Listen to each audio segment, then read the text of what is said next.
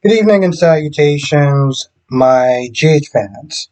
So, um, I'm gonna be honest, I almost didn't watch it. Almost didn't. But I felt like since this was day two of the funeral, that most of the sad stuff, like the funeral part, was going to be over.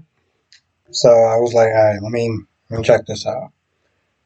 Um, Drew got wheeled out the funeral home. Out the funeral. And I'm just like, it's almost painful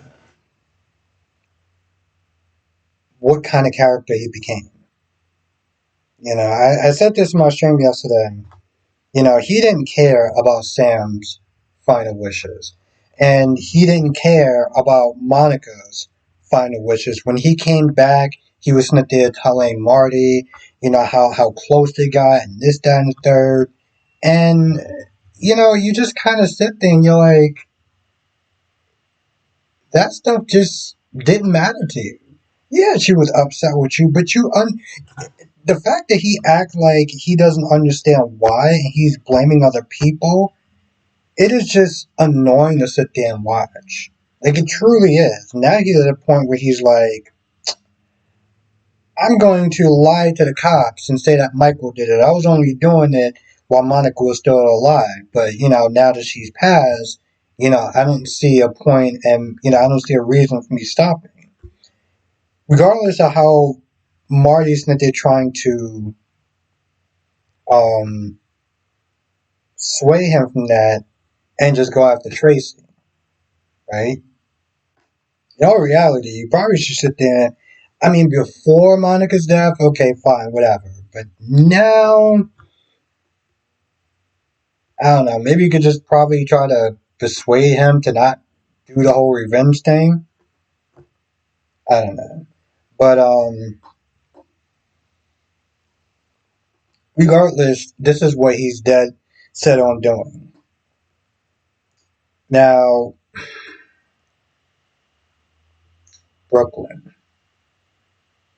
I think Brooklyn was talking to Dante. Yeah, Brooklyn was talking to Dante.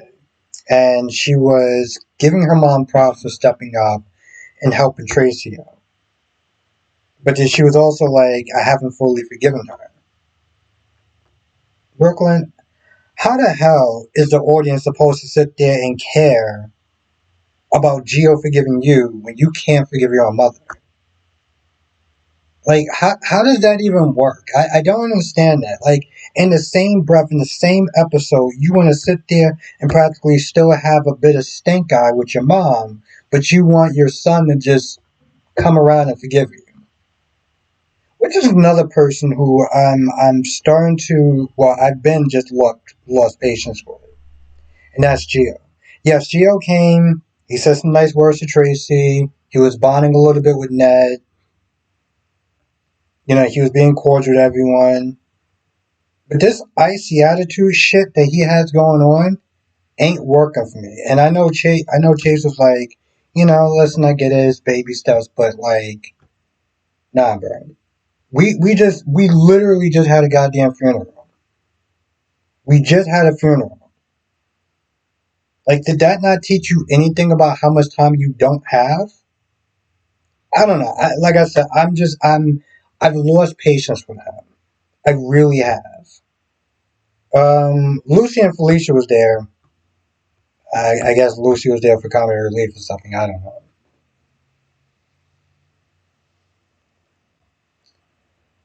I guess now that the 2 days are over of the funeral, Olivia can go back to the attic. She can actually get sent back to the attic. I don't understand why she always insists on cooking.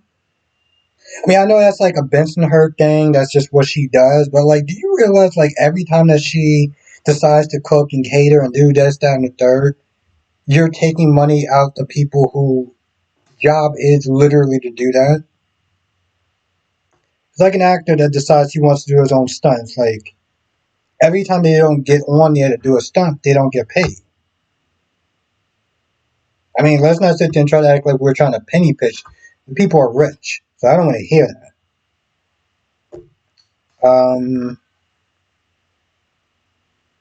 maybe she could probably lay off a little bit of Dante as far as like trying to bridge a gap with Geo. Because, at this point he's just counting his blessings. Hey, listen, he showed up, cared, that was enough, you know? And every time he sits in and tries to talk to him, it just doesn't go well. And I feel like at this point it shouldn't just be Dante and Brooklyn that are reaching out to Geo. Like, this is ridiculous. Hell, actually, to tell you the truth, they let Ned and Olivia out the attic. I guess Leo's still in the attic. So, like after those 2 days, Olivia knows where she's going, and take her ass right back to that goddamn attic. Um, Tracy winds up seeing, well, Erica Slazak in the family crib, and she was, who I don't know her name, seemed like she was looking forward to Tracy.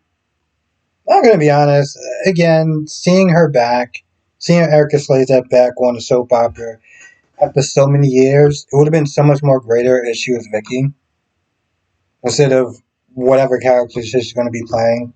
I'm still disappointed about that, but whatever. Um, there was more sad stuff. I wanted to hear that damn story. Jason Smith there talking about, hey, listen, this is a story that Monica told me that she's never told anybody. And Jill was like, all right, I want to hear it. Yeah, we don't get to hear the story. Would have been nice, but whatever. And then after that, the rest of the episode was just kind of sad. So pretty much kind of fast forwarded through that. Monday, sorry, Monday again, going back Monday, and I'll be back to doing it 5 days a week, like usual. I was not going to put myself in that mental state. Not yesterday, and I damn sure almost didn't do it today. I just was not going to do it to myself. Um,